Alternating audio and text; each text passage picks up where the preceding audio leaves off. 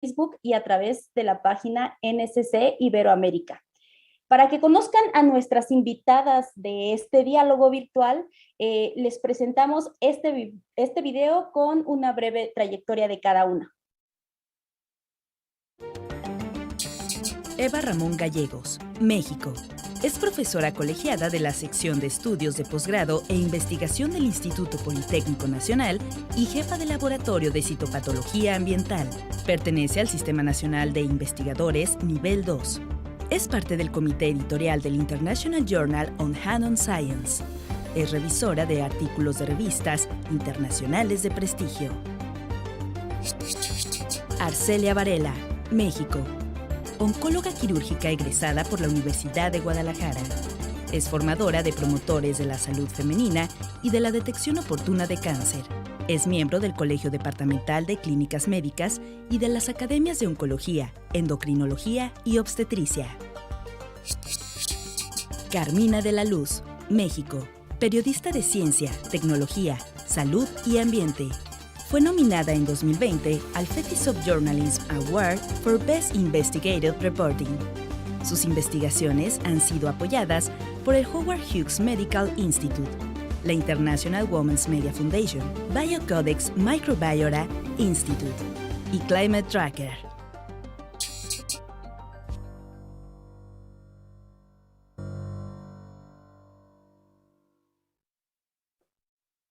Bueno, pues estamos de vuelta después de esta breve introducción de nuestras dos especialistas del día de hoy. No se van a arrepentir, tienen mucho material para compartirnos y por eso les invitamos a que anoten todas sus preguntas y comentarios en esta transmisión en vivo a través de Facebook NSC Iberoamérica y Canal 44. Para más adelante hacer esta dinámica de preguntas y respuestas con nuestros invitados. Vamos a iniciar ahora sí la conversación, el diálogo, y quiero empezar con un contexto general del tema que hoy nos reúne. El cáncer de cuello uterino es el cuarto tipo de cáncer más frecuente en las mujeres, según la Organización Mundial de la Salud. Tan solo en 2020 esta enfermedad provocó 342,000 muertes.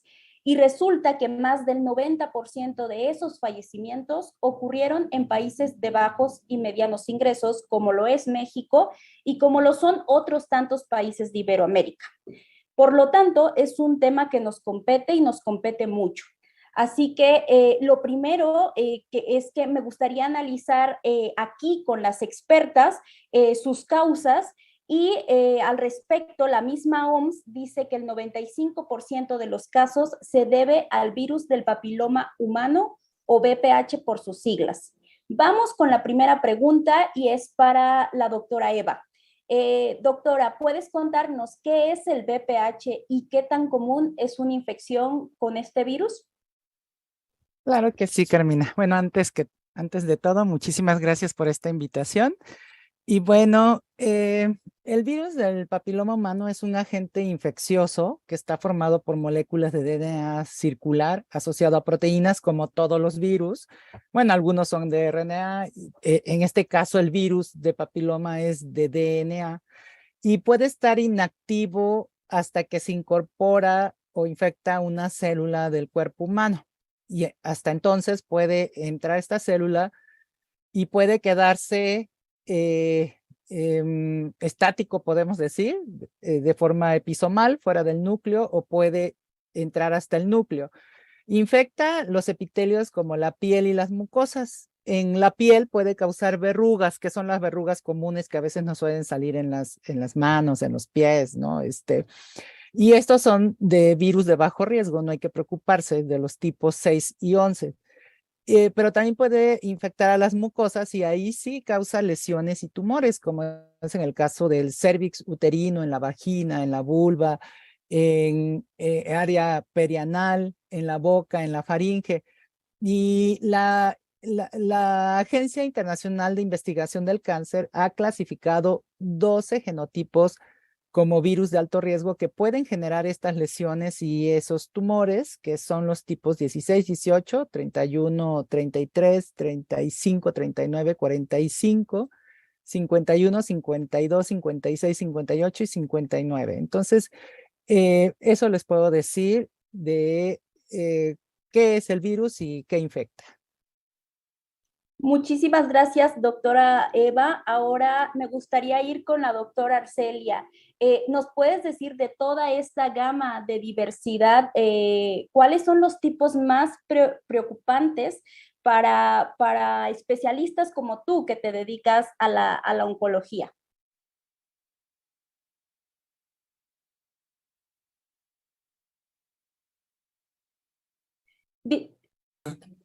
Ahí Listo. estás ya, Arcelia. Muchas gracias. Al contrario, perdón.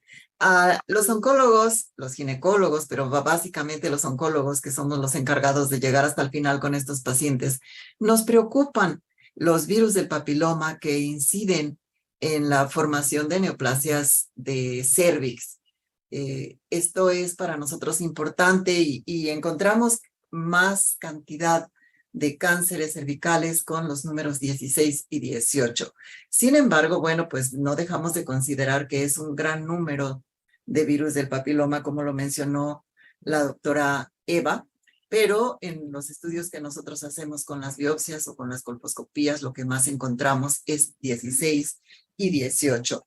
Un 70% de los cánceres están desarrollados debido a la inclusión celular de estos dos virus, sin dejar pues de considerar 31, 33, 45, 52, 58, que cuando nosotros hacemos estudios especiales de clasificación de VPH en un PCR, pues los podemos encontrar también. Pues muchísimas gracias a ambas por esta introducción conjunta, ¿no? A qué es el virus de papiloma humano o VPH y cuáles son los tipos dentro de toda su diversidad que más nos tienen que preocupar desde el punto de vista del riesgo de cáncer. Vuelvo con Eva. Mi pregunta para ti, doctora Eva, es ¿cómo se transmite ese virus? ¿Cómo es que llega al cuello uterino del que ya nos hablaba Arcelia y que es de lo que más preocupa y empieza a hacer daño? Bueno, la transmisión más frecuente de la infección por el virus del papiloma es por relaciones sexuales. Y hay varias formas que creo que vale la pena aclarar. Lo primero es el contacto sexual con una persona infectada, que este contacto puede ser vagina-pene, pene-ano, boca-vagina, boca-pene, boca-ano, vagina-vagina. También puede ser por contacto sexual sin penetración. Incluso puede ocurrir una autoinoculación de un mismo sitio de una persona. Una persona se puede autoinfectar, o sea, de un sitio donde tenga el virus, lo puede pasar a otro órgano, podemos decir. Esto puede ser manual genital o también puede ser por fomites. Los fomites pueden ser cosas, ¿verdad? Cosas que puedan quedar infectadas y que uno puede usarlas y de esa manera infectarse, como es en mucho menor frecuencia, por supuesto, pero sí hay reportes en donde se ha visto que a través de la ropa interior infectada, por guantes quirúrgicos, por pinzas de biopsias, por intercambio de juguetes sexuales, por ejemplo, ¿no? Y la transmisión vertical, que también se da en mucho menor medida, es la que se genera cuando nace un bebé. Y es cuando que a través del canal del parto, una madre infecta a su hijo y resulta esto en una condición llamada papilomatosis respiratoria. Hay otro concepto que se ha empezado a usar con mayor frecuencia, que es el efecto del campo del virus del papiloma. Y este término se refiere a la afectación de diferentes localizaciones. Por ejemplo, la localización simultánea, ya sea como sincrónica, o sea, que pueda ocurrir al mismo tiempo, o sea, que tenga una infección una persona en el cuello uterino, pero también tenga virus a nivel vaginal o en la vulva o al nivel anal. O sea, puede ser entonces sincrónica, o sea, al mismo tiempo tener infecciones en diferentes partes, o metacrónica que pueda aparecer posterior, ¿no? O sea, que se le haya eliminado a lo mejor el virus del cuello uterino y que después aparezca en la vulva, por ejemplo, ¿no? Eso es lo que te puedo comentar acerca de la transmisión. Perfecto, Eva, muchas gracias. Y eso da pie a la siguiente pregunta, ¿no? Arcelia, Eva ya nos contaba, pues, en qué consiste la infección, la llegada del virus. Y ahora quisiera que tú nos contaras qué es lo que hace que esa infección por VPH, digamos, evolucione o se convierta en cáncer. Cuéntanos, por ejemplo, si hay algunos factores de riesgo o algo que haga que se active.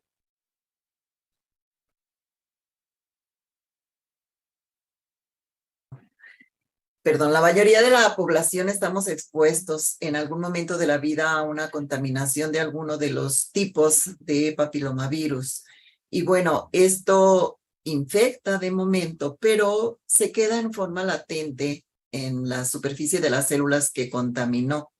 Nosotros vemos con frecuencia, pues tanto Eva en los estudios como los oncólogos clínicos o los ginecólogos, vemos lesiones que son subclínicas, que apenas están en forma latente, que no están en forma activa, y entonces sabemos que es una bombita de tiempo y que tenemos que manejar algunos factores de riesgo, como por ejemplo las múltiples parejas sexuales que hacen un sumativo de los números o de los tipos de virus que nosotros podemos tener. El otro sería las adicciones como el tabaquismo, el alcoholismo, las drogas, de los más graves.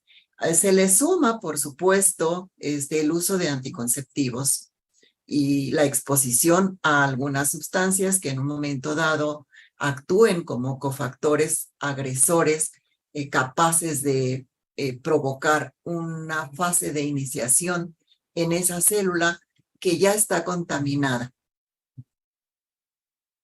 Entonces sería muy importante controlar estos factores de riesgo en nuestra población, porque no podemos a veces controlar la primoinfección de un virus de papiloma, pero sí podemos incidir en disminuir estos factores de riesgo, en aumentar algunas medidas para tener un mejor sistema autoinmune, porque después de todo, una gran parte, casi un 80% de estas contaminaciones se resuelven solas, se resuelven gracias a un sistema inmune íntegro o estimulado por nosotros, en una forma pasiva o en una forma activa, con vacunas o con medidas que restrinjan estos riesgos.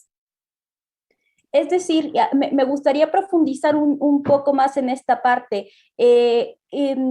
Tener VPH o identificar la presencia de VPH, más adelante diremos cómo es que se hace, no es equivalente necesariamente a cáncer, pero sí es una alerta, ¿no? ¿Cómo lo ven ustedes los médicos, como esta distinción entre la infección y el momento en que ya podemos decir es cáncer? Bueno, a veces llega a ser un tiempo tan largo, el virus de pronto se queda en fase latente por mucho tiempo, sin desencadenar una iniciación de multiplicación celular mutante, anárquica, descontrolada, capaz de desencadenar un cáncer. Y la otra cosa es, no todos los virus, no todos son capaces de desencadenar un cáncer. O sea, el hecho de tener un VPH no me está condenando a tener un cáncer más adelante, sobre todo si acudo a un control médico, a una clasificación adecuada de los grupos de riesgo, y entonces la célula que esté dañada es detectada a tiempo. No importa si es en forma latente, no importa si ya está bajo un periodo de activación, pero que sea detectada. Esto es, yo creo, lo más importante para que nosotros podamos disminuir estos factores de riesgo, encontrar estos daños, estas inoculaciones virales que se dieron mucosa a mucosa, piel a piel, contacto a contacto a través de una vía de entrada de una fisura y que dejaron esas células marcadas, pues por decirlo de alguna manera, marcadas, pero esta fase no desencadena cáncer. No si nosotros controlamos adicciones, reforzamos sistema inmune y estamos pendientes. De hecho, muchos artículos que nosotros leemos dicen, fase latente no necesariamente requiere tratamiento.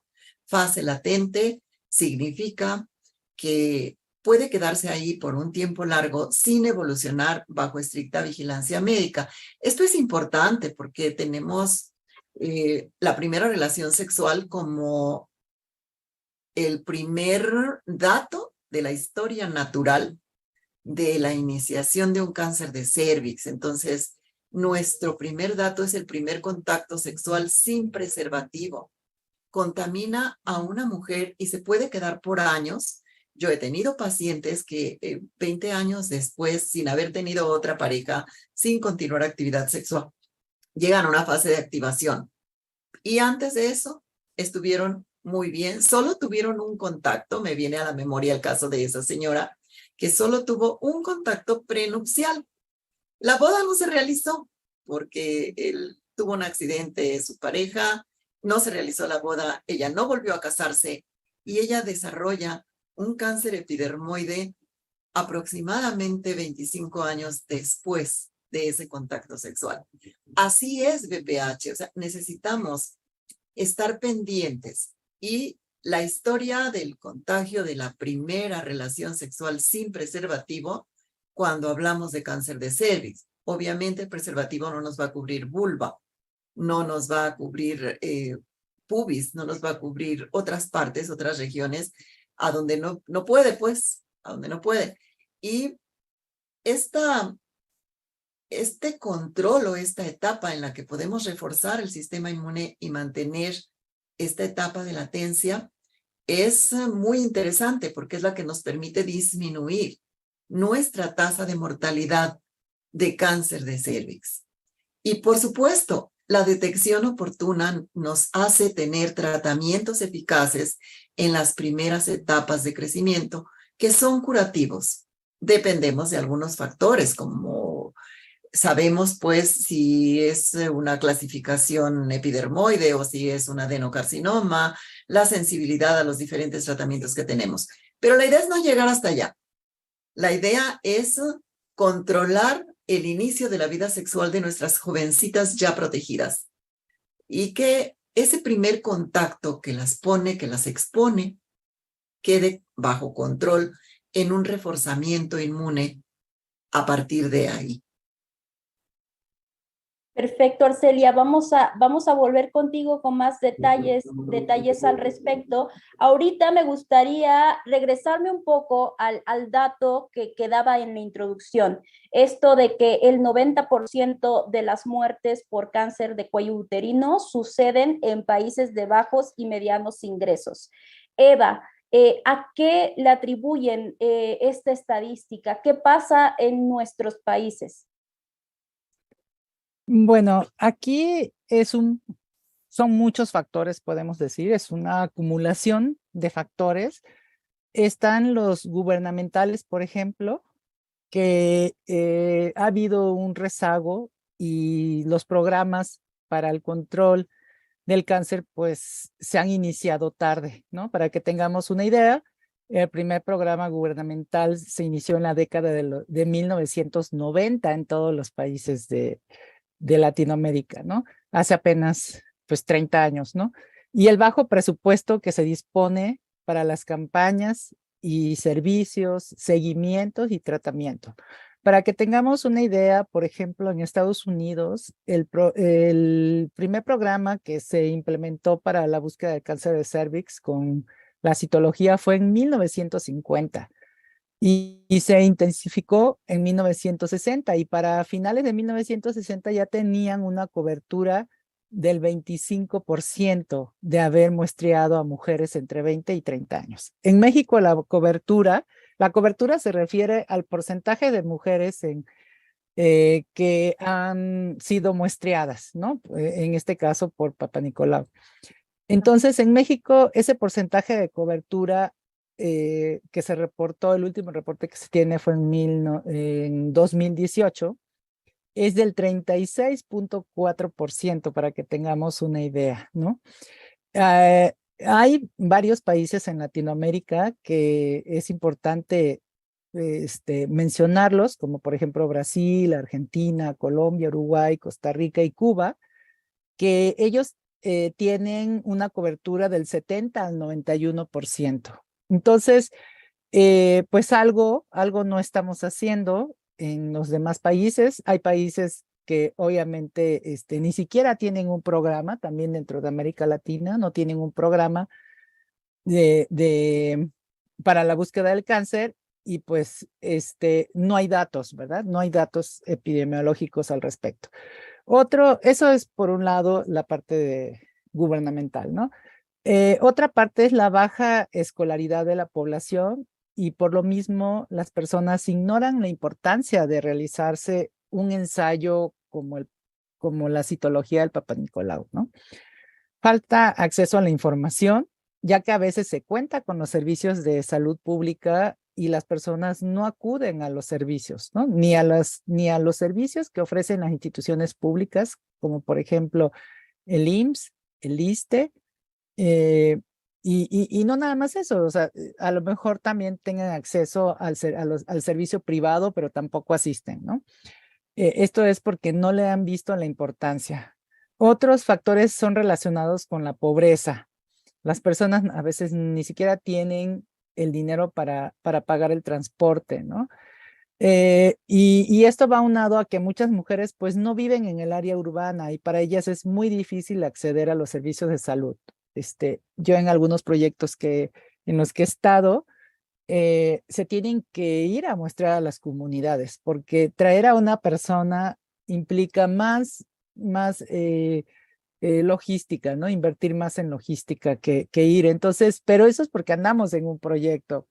Pero si no, esas personas pues no se muestrearan, ¿no? Y nosotros muestreamos mujeres que tenían 40 años y que nunca en su vida se habían hecho alguna prueba de Papa Nicolau, ¿no?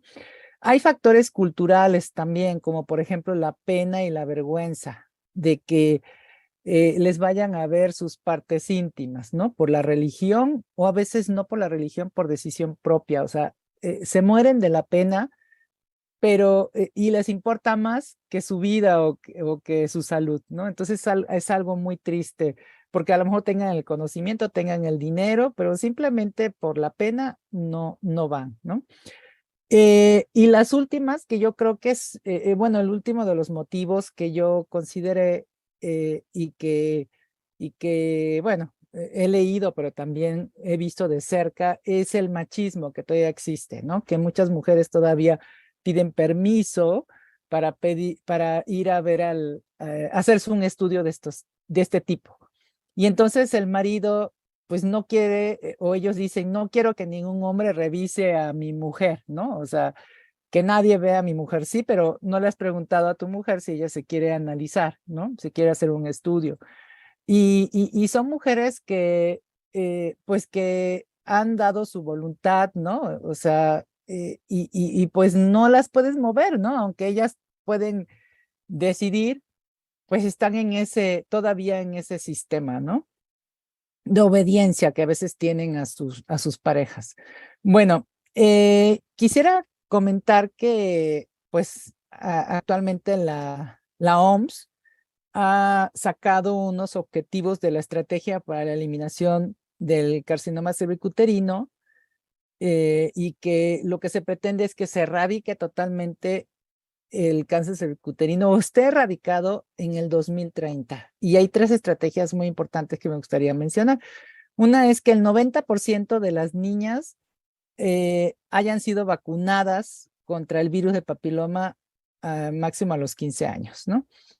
Que el 70% de las mujeres se hayan sometido a una prueba de detección de alto rendimiento a los 35 años, y de nuevo a los 45 años. Hayan tenido, podemos decir, prácticamente en su vida, a los 45 años, ya 2 muestreos, ¿no? O sea, pareciera que son poquitos, porque a lo mejor en otro ambiente las mujeres nos hacemos cada año un Papa Nicolau, ¿verdad? Eso es como costumbre, hasta lo tiene uno en su calendario, pero la verdad es increíble.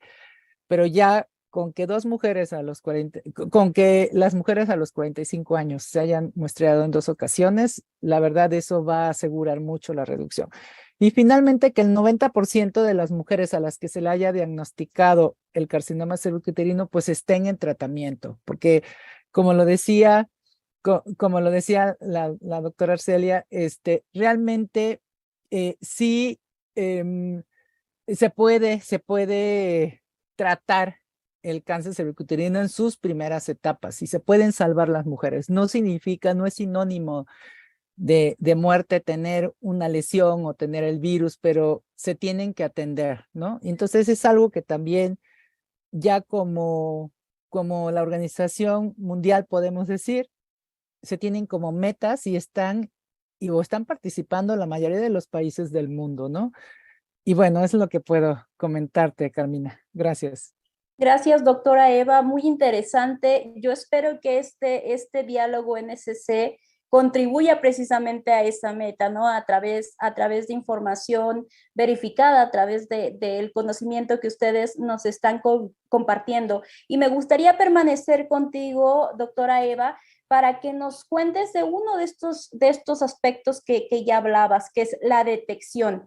¿Cómo es que se detecta el BPH? ¿Cuáles son las pruebas? Y también cuéntame a partir de qué momento se tiene una que iniciar a hacer estas pruebas y cada cuánto la periodicidad. Bueno, la prueba podemos decir básica de cribado o de muestreo es la citología de Papa Nicolau, ¿no? O sea, se llama citología porque se raspan células del cuello, se untan sobre una laminilla, se tiñen y se observan al microscopio.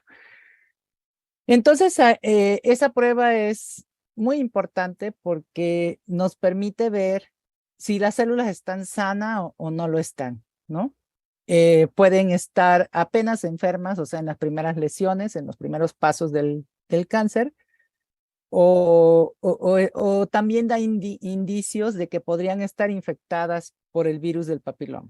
Sin embargo, esta prueba es importante que se acompañe de la colposcopía. En la colposcopía lo que se hace es el ginecólogo observa con una especie de microscopio, observa cómo está el epitelio del cuello uterino. Y entonces si es rosita, bonito, homogéneo, no tiene nada. Pero ya si se empiezan a ver pequeños cambios de rugosidad, tienen técnicas especiales en donde usan un ácido acético que va a precipitar las proteínas y se ve como un mapa mundi, o sea, una cosa así, o sea, como para que tengan un poco la idea, ¿no? Y entonces ellos ya con un entrenamiento especial que tienen pueden identificar si hay una lesión o si hay infección del virus del papiloma. Entonces, si ahí ellos ven que hay una lesión o el virus del papiloma, con unas pincitas cortan un pedacito de tejido y ese se manda con un patólogo y el patólogo con su expertise indica si hay una lesión o sea que es un inicio del cáncer o si hay cáncer o si también hay probable infección con el virus del papiloma. En todas estas técnicas que les he mencionado, tanto la patología como la colposcopía y la citología, todas ellas me pueden sugerir que hay virus del papiloma, pero no me pueden asegurar. La única prueba que asegura si hay virus del papiloma es la prueba que busca el DNA del virus, que se llama reacción en cadena de la polimerasa o PCR, así se pide en los laboratorios o en las clínicas, ¿no? Y esta es una prueba de replicación de copias, o sea que y tienen la sensibilidad de una copia. Si hubiera una copia, empieza a hacer muchas copias y eso los biólogos moleculares ven si da positivo o negativo, ¿no? Y entonces con esas 4 pruebas es posible tomar una decisión. el conjunto de estas pruebas suele ser elevado, ¿no? De precio. Entonces lo que hacen la mayoría de los ginecólogos es pedir el Papa Nicolau y la colposcopía. Y la PCR cada vez se está pidiendo más, pero ya ellos con su experiencia pues sabrán dirigir al paciente hacia el tratamiento más conveniente. Y es que todas las pruebas son complementarias, ¿eh? Porque te quiero decir, mira, haz de cuenta que este es el cervix, o sea, mi puñito, este es el cervix, entonces el Papa Nicolau lo que hace es raspar con una palita, podemos decir, y eso se unta en una laminilla, pero, y si encuentras algo, no sabes en dónde está. Y entonces ahí entra la colposcopía, porque la colposcopía ya te señala en dónde está y puedes tomar una biopsia. Y el cepillado que se hace en el canal y también alrededor para buscar el virus, de la misma manera, no te sabría decir en dónde está. O sea, te va a decir si hay virus, pero no te dice si está. Siempre manejamos el cuello uterino como si fuera un reloj, no sabemos si está a las 12, a las 6, a las 3, a las 9, entonces por eso es muy importante la complementación de estas pruebas, pero lo más importante es que asistan con un médico especialista y que se dejen orientar, ¿no? Que se dejen orientar más que si empiezan a leer en el Google información que a veces no viene de sitios oficiales. Entonces, pueden entrar a muchos sitios oficiales, ¿no? Para documentarse, porque es muy importante, pero lo más importante es que acudan con un especialista. Me preguntabas de la frecuencia también, ¿no? Sí, la frecuencia y el inicio, ¿en qué momento? ¿A partir El de qué inicio, momento? sí, el inicio es a partir de que se empiezan a tener relaciones sexuales. A partir de la edad de, no sé, a los 6 meses de haber empezado a tener relaciones sexuales, es importante que se hagan, ya empiecen de rutina cada año. Bueno, precisamente la YAR ha sacado que si salen negativos en 2 años seguidos, se puede dejar por 3 años sin revisarse, ¿no? Sin embargo, eso va a depender de las costumbres que tenga la persona, porque si la persona tiene múltiples parejas sexuales o su pareja a su vez tenga, a lo mejor ella no tiene múltiples parejas, pero la pareja sí tiene varias, ¿no? Entonces, no es confiar, o sea, no es de la suerte. Aquí es de que hay que ser conscientes y responsables y saber en qué riesgo está la persona. Entonces, si es así, yo recomendaría que se hiciera una vez al año, ¿no? Ahora, hay unos virus de papiloma que son altamente oncogénicos y que se están empezando a conocer. Hay varios virus que ya se conocen muy bien, como el tipo 16 y 18, pero hay otros que se tienen como probables oncogénicos porque no hay suficiente evidencia epidemiológica ya para clasificarlos. Entonces, con esos virus hay que tener cuidado porque a veces en 6 meses ya te generan una lesión de alto riesgo. Por eso, lo más recomendable es hacerse una vez al año un estudio, ¿no?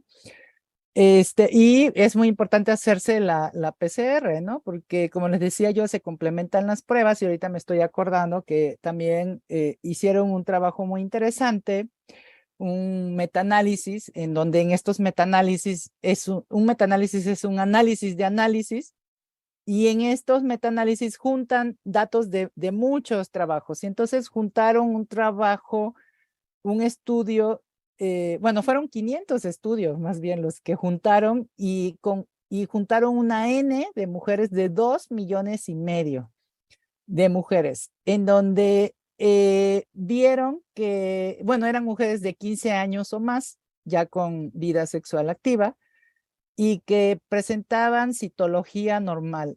Y al hacerles el estudio de estas citologías que habían salido negativas, podemos decir, el 15% tenía virus del papiloma. Y el 15% de todas esas mujeres a las que se les había dado un Papa Nicolau negativo, podemos decir, tenía virus del papiloma humano. ¿Y de qué tipos? el 70% eran de tipos carcinogénicos. Entonces, de ahí la importancia, por favor, de agregar la prueba de PCR. Ujú. Muy bien, muchas gracias, doctora Eva.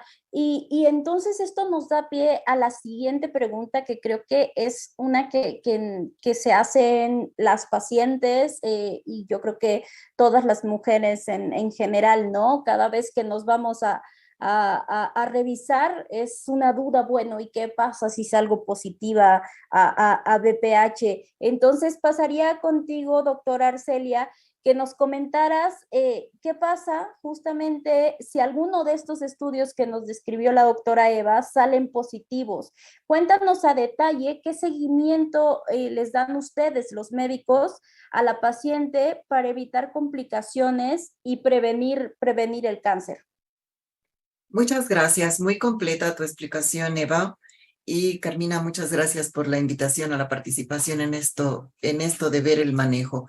Nosotros iniciamos, igual que los ginecólogos, a valorar la clasificación de Papa Nicolau, que es del 1 al 5, donde nosotros encontramos una clase 1, que es lo primero que inquieta a las mujeres, les hace pensar que a lo mejor tienen un cáncer en etapa 1, y entonces uno les explica que una clase 1 pertenece a una descripción de Bethesda de células normales.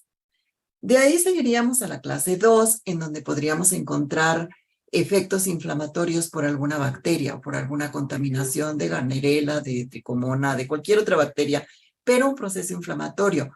A veces no hay infección y el contacto sexual cotidiano hace que tengamos una clase 2.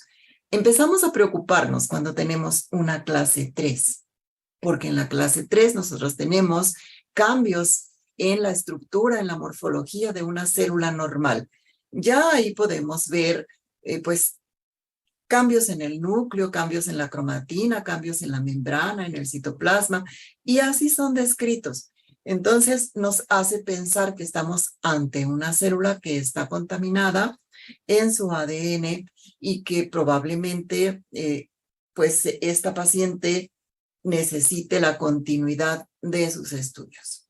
Es imprescindible que en la misma revisión ginecológica agreguemos una prueba de Schiller a su colposcopía y que la primera revisión sea siempre bajo un microscopio de un colposcopio, de una colposcopía.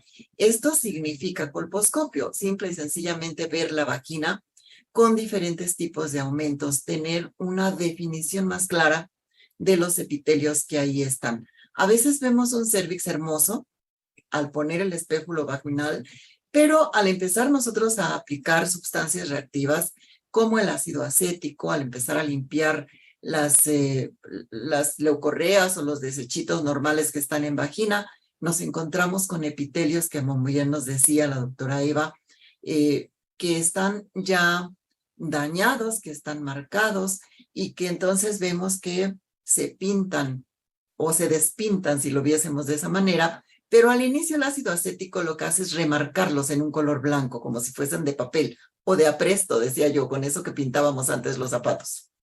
Nos da idea de que ahí está el daño. Complementamos esta colposcopía con precisamente la solución de yoduro de potasio al 3%, y esto es una prueba de Schiller. La prueba de Schiller es imprescindible en una colposcopía bien hecha, completa, porque nos va a marcar precisamente la zona de daño. Cuando no tenemos esto a la mano, por ejemplo en las zonas rurales, lo que hacemos es un muestreo. Lo que hacemos es un muestreo justo considerando las manecillas del reloj, de tal manera que tendremos una biopsia de al menos 2 milímetros de cada cuadrante del cérvix. Mi paciente, como dices tú, se asusta, me dice, ¿cómo? Salí mal en mi Papa Nicolau. Hay que explicarle el contexto. Hay algunas células dañadas, tenemos que estudiarlas, simplemente, para darle la seguridad de que no va a ser ese porcentaje del 70% de mujeres que puede desarrollar un cáncer a partir de un virus 16-18. Entonces, su siguiente temor es la biopsia. Se imagina que vamos a cortar el cérvix y lo vamos a mandar y que es una enorme cirugía. Y no, es un procedimiento de consultorio, es sencillo. Podemos usar un anestésico local, podemos hacerlo con con instrumentos muy finos, como los de aplicación de Botox en cara. Y el cérvix, desgraciadamente, no es muy sensible al dolor. Si fuese sensible al dolor, detectaríamos estos cambios inflamatorios muy tempranamente, pero no, si no los vemos. Entonces, no sabemos que hay grandes ulceraciones, pérdidas de sustancia en esa zona, contaminaciones bacterianas, virales, etc. Entonces, le explicamos que esta pincita de sacabocados realmente en manos expertas no es dolorosa y obtenemos un muestreo de cada cuadrante de ese cérvix para de esta manera lo que nosotros estamos siempre buscando es garantizar a la paciente su salud y que no está en riesgo.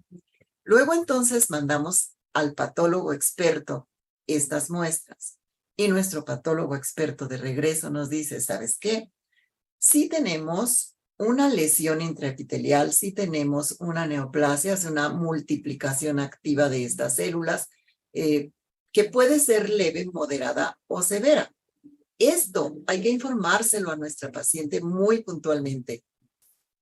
Tus células están levemente dañadas. La paciente entiende el concepto de inflamación y en realidad, aunque es más profundo, no podemos darle tanta información porque no la va a procesar.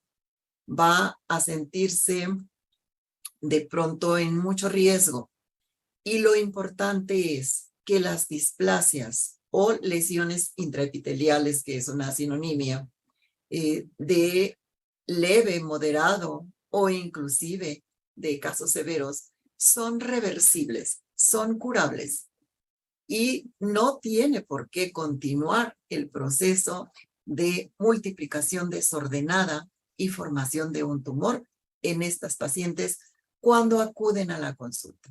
Desgraciadamente, concuerdo con la doctora Eva, la violencia masculina no permite a veces que las mujeres sean revisadas si no es una doctora, si yo no estoy contigo, etcétera, etcétera. A eso le agregamos la vergüenza, los mitos de que nadie debe ver tus genitales, nadie debe conocerte más que tu esposo. Y inclusive pues esto se convierte en una sentencia de muerte cuando tenemos el riesgo de tener un carcinoma de cérvix.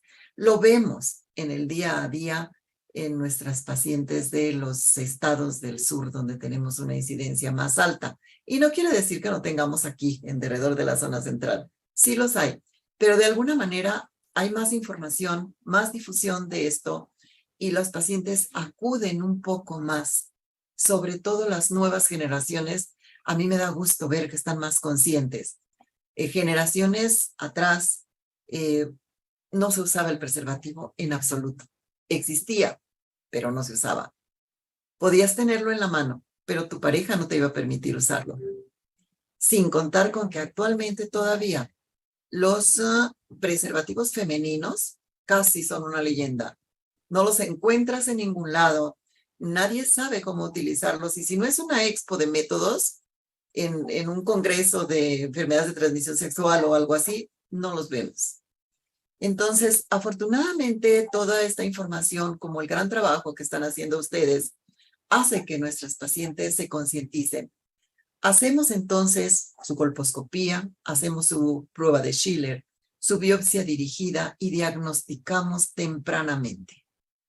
Ese diagnóstico temprano nos hace héroes, o sea, no te va a dar un cáncer porque yo te atendí, ¿sí? No te va a dar un cáncer porque yo te atendí en una etapa temprana, en donde el daño en el tejido que tú tenías era total y absolutamente reversible con una pequeña intervención de consultorio, sencilla, en donde lo más amplio que vamos a hacer es un cono. Vale recordar la anatomía del cérvix. El cérvix no es un órgano, el cérvix es la porción terminal del útero. La parte corporal es intraabdominal y el cérvix llega al fondo de vagina y forma un fondo de saco anterior y uno posterior. El cérvix mide 2 centímetros. Cuando hablamos de las primeras relaciones sexuales de nuestras niñas, en donde sabemos que inician su vida sexual activa, al menos en un 48% de ellas, a los 15 años, y a veces menos, Nosotros iniciamos ahí la historia de un cáncer de cervix. Logramos revisar estas niñas. Diagnosticamos en el peor de los casos, cuando ya pasó más de un año, una displasia severa. Y quizá tenga yo que hacer un cono. Y ese cono deberá de llevar el 50% del labio anterior y el labio posterior de mi cuello. Y es así, un cono, así tal cual.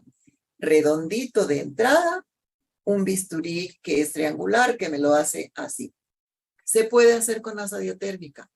Nada sustituye los cortes fríos para una revisión celular, pero se puede hacer con una asa diatérmica. Y es curativo, inclusive si es un cáncer de cervix in situ, porque ocupa menos de 2 milímetros de crecimiento.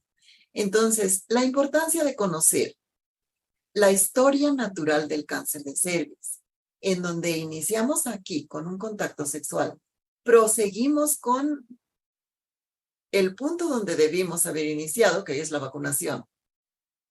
Continuamos en un segundo nivel haciendo colposcopías, papanicolao en base líquida, PCR, no a todas las pacientes, a aquellas que no tuvieron una sospecha de tener un BPH de riesgo, las que nos presentaron esa manchita blanca en el cervix, las que me dicen muy rápido, aquí está el daño.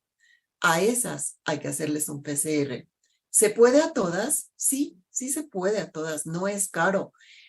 Aún en el medio privado no es caro, pero hay que recordar que tenemos un sistema gubernamental preocupado por disminuir estos casos de mortalidad femenina, y este PCR, este papanicolao y esta colposcopía se pueden hacer en las instituciones de gobierno, en tu clínica más cercana de atención a mujeres o a varones. Ya comentaba yo que aquí en Guadalajara tenemos una clínica de salubridad casi siempre a 3 calles de tu casa, con todos estos servicios de primer nivel. Tenemos una clínica de atención a los varones y tenemos al menos 4 o 5 hospitales que se dedican al tratamiento de estas lesiones tisulares que van de primero, segundo y tercer grado. De tal manera que es tan importante su participación porque además nos detectan los cánceres microinvasores a tiempo. Un cono que es el extremo de los tratamientos conservadores, va a requerir al menos 50 cortes histológicos y, por supuesto, me va a decir muy fielmente que no hay un cáncer y que esta paciente está curada. Son tratamientos, al igual que los diagnósticos, relativamente fáciles en manos de expertos y están al alcance de todos. Creo que la labor de información que se está haciendo es la más importante. Y la doctora Eva mencionó un punto que me pareció interesantísimo.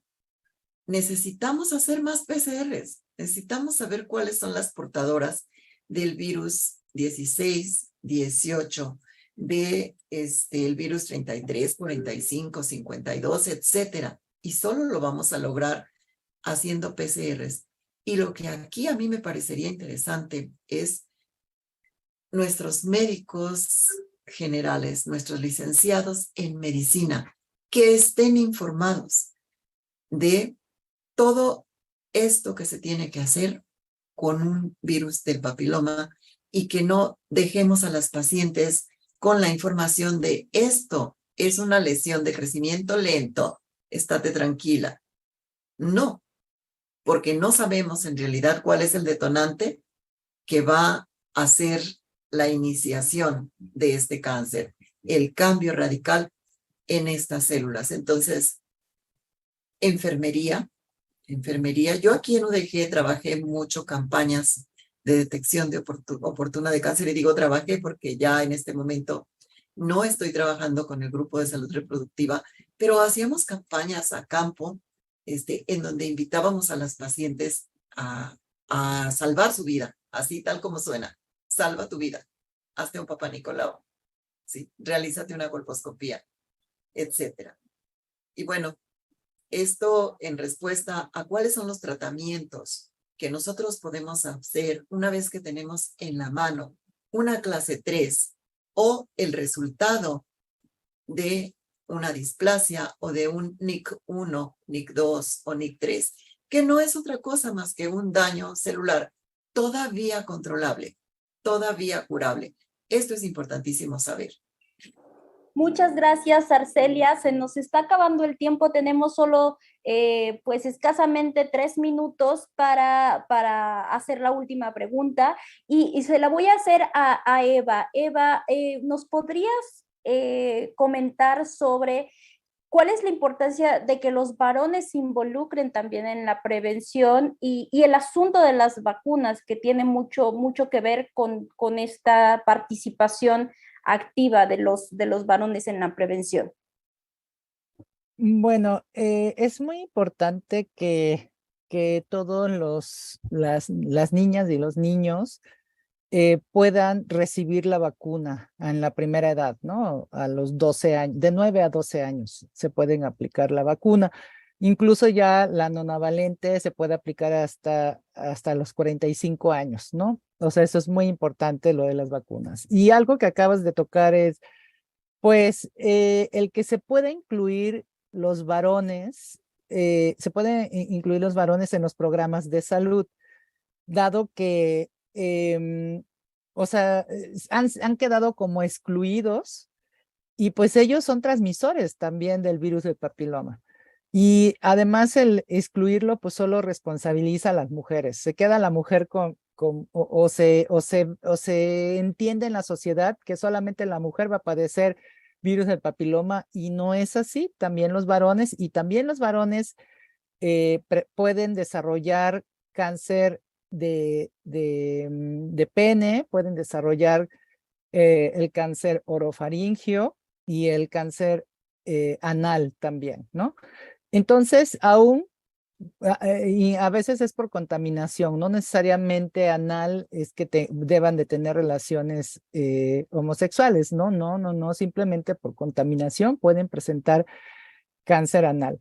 Entonces, es necesario también promover entonces la reflexión anticipada de los riesgos y el manejo de la enfermedad y que ellos también estén enterados que pueden curarse, ¿no? Que también se les pueden tomar muestras, que también se les puede hacer una PCR y tienen la ventaja de que se revierte la infección en los varones de una manera más eficiente que en las mujeres por algunas cuestiones anatómicas.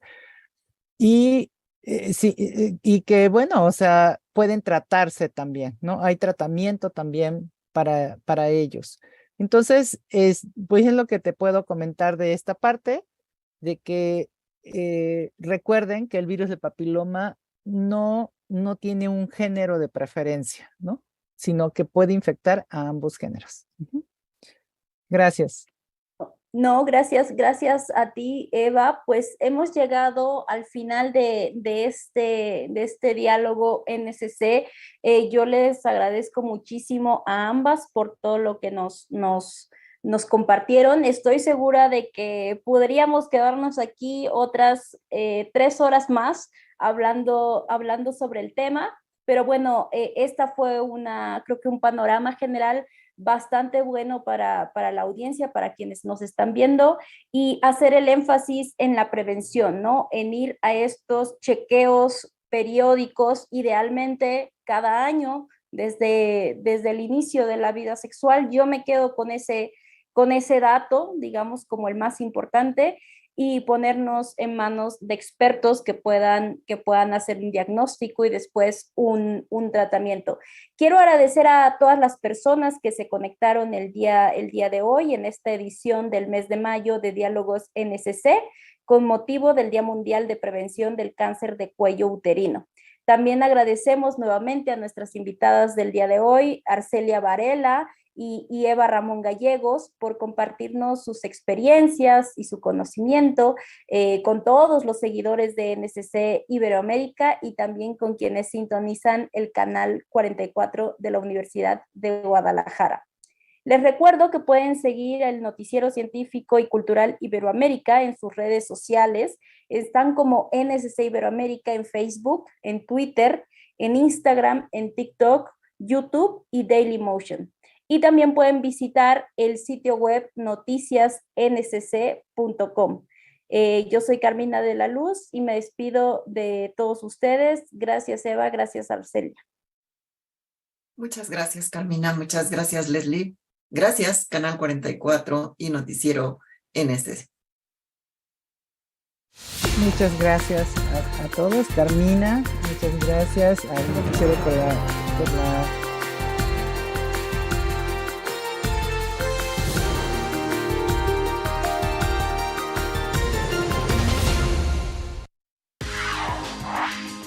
A continuación, la lista de Eric.